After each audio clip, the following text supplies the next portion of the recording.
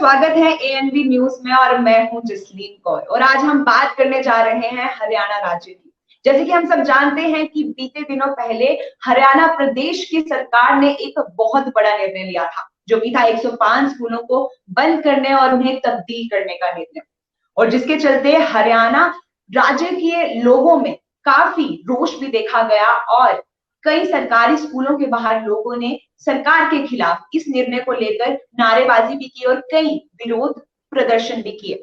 तो इसी खास विषय पर चर्चा करने के लिए और कुछ अहम सवालों के उत्तर देने के लिए आज हमारे साथ जुड़ रही हैं हरियाणवी कलाकार और आम आदमी पार्टी महिला विंग की प्रदेश कार्यकारी अध्यक्ष अनु गाधियान। तो मैम, आपका बहुत बहुत स्वागत है एएनबी के इस लाइव एक्सक्लूसिव सेशन पर। थैंक यू, बहुत बहुत धन्यवाद जी।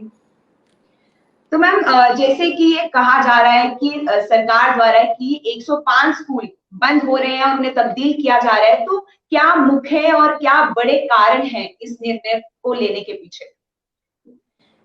देखिए, सरासर जो शिक्षा विरोधी चेहरा वो सरकार का दिखाई दे रहा है और ये बच्चों को आने वाले जो हमारा फ्यूचर और जो भविष्य है उनको अनभक्त बनाना चाहते हैं ताकि उन तक शिक्षा पहुंचे ही ना। अनु जी, बताइए, इस निर्णय के बाद हमें दो टर्म्स बहुत सुनने को मिल रही हैं, रैशनलाइजेशन और ट्रांसफर पॉलिसी। तो क्या मायने हैं इन दो टर्म्स के और इस पर आपका क्या कहना है?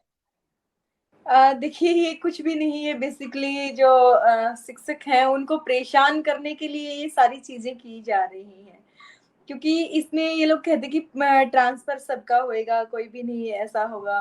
तो आप ये बताइए भाई, कई लोग ऐसे होते हैं, एक जो उनकी सिटी होती है वो उसमें रहना चाहते हैं, उसे घर भी बनाते हैं लोग, तो कहीं ना कहीं उनको ना मतलब परमानेंट सेटल नहीं होने दिया जा रहा। तो मतलब जितनी सारी नीतियां या फिर योजना लेकर आ रही है वो सरकार, वो सिर्फ परेशान करने के लिए है। तो आपको क्या लगता है कि किन किन चीजों की मुसीबतों और परेशानियों का सामना करना पड़ रहा है विद्यार्थियों और उनके माता पिता को, और इस चीज का कितना बुरा और गहरा असर पड़ सकता है बच्चों के भविष्य पर? देखिए, भविष्य पे बहुत इसका बुरा असर पड़ रहा है। और जो हमारे यहाँ पे सोनीपत और रोहतक में भी जो स्कूल बंद हुए, मैं उनमें भी जाके आई, तो स्कूलों की इतनी बुरी हालत थी, जो लेंटर था वो गिरने को हो रखा था, इतने सारे मच्छर थे वहां पे। वॉशरूम जो है, मैं गर्ल्स स्कूल में गई तो इतने अनहाइजेनिक वॉशरूम थे कि बच्चे वैसे ही बीमार हो जाए। और 4-5 क्लास के बच्चे एक ही क्लासरूम में बैठे हैं। आप समझ सकते हो, जब हम लोग पढ़ते थे तो दूसरे सेक्शन के बच्चे भी अगर हमारी क्लासरूम में आते थे तो भी हम कहीं ना कहीं डिस्टर्ब होते थे। तो एक ही टीचर उनको सभी क्लास के बच्चों को पढ़ा रही है। तो स्कूल ये कह रहे कि बच्चे कम इसलिए बंद हो रहे, लेकिन इसलिए नहीं बंद हो रहे, पढ़ाने वाला कोई नहीं है, व्यवस्था नहीं है, शिक्षा व्यवस्था अच्छी नहीं है और फैसिलिटीज नहीं है स्कूलों में, इसलिए बंद हो रहे हैं। जी, इसी के ऊपर एक ग्रामीण लोगों का भी यही कहना है कि स्कूलों में आगे ही शिक्षकों की कमी थी और अब सरकार ने अंग्रेजी, हिंदी और गणित के अध्यापकों के भी पदों को समाप्त कर दिया है। तो इस बात पे क्या कहना चाहेंगे आप? हाँ जी, बिल्कुल। बहुत सारे स्कूलों में, जो स्कूल बंद नहीं किए उनमें भी ये समस्या आ रही है कि वहां के टीचर्स का ट्रांसफर कर दिया गया है। और आप देखिए, अगर साइंस का के टीचर का ट्रांसफर होगा तो बच्चे मतलब कैसे पढ़ेंगे, कितने टफ सब्जेक्ट जो है, आप भी पढ़े होंगे, आपको पता है। तो इनके जी जी, टीचर्स बिल्कुल। में बिना तो काम चल ही नहीं सकता। तो समस्या ये नहीं है, अब बच्चों के पास टीचर्स नहीं होंगे, जब उनको पढ़ाई ही नहीं मिलेगी तो वो अपना साल क्यों बर्बाद करेंगे। तो वो कोशिश करेंगे ना कि हम प्राइवेट में जाएं। तो ये भी कहा जा रहा है कि जो सरकारी जो स्कूलों के जो अथॉरिटीज हैं, जो पावर्स हैं, जो मेन पावर्स हैं, उनको प्राइवेट हैंड्स की को ट्रांसफर किया जा रहा है। तो इस बात पे आप क्या बोलेंगे? तो आप खुद देखिए ना, जो हमारे सरकारी स्कूल होते हैं वो 8 या 10 एकड़ में होते हैं, बहुत बड़े बड़े होते हैं। मे भी आपने भी देखा होगा और मैंने तो देखा ही है, क्योंकि मैं खुद सरकारी स्कूल में पढ़ी हूँ, गर्ल्स स्कूल में। तो और ये हमारे बच्चों को 200-300 गज के स्कूल में भेज रहे हैं। तो वो चीजें कहाँ सही है। और दूसरा क्या है कि जैसे प्राइवेट स्कूल में 5-10 हजार रुपए टीचर लेती है, और यहाँ बेसिकली मतलब परीक्षा दे के टीचर भर्ती हुई है, शिक्षक जो है हमारी 50-50 हजार रुपए लेती हैं। तो उनसे क्यों नहीं पढ़ने दे रहे, वो क्यों नहीं हमें प्रोवाइड करवा रहे। ऐसे तो जो हमारे जो टीचर्स हैं उनका भविष्य भी खराब होएगा।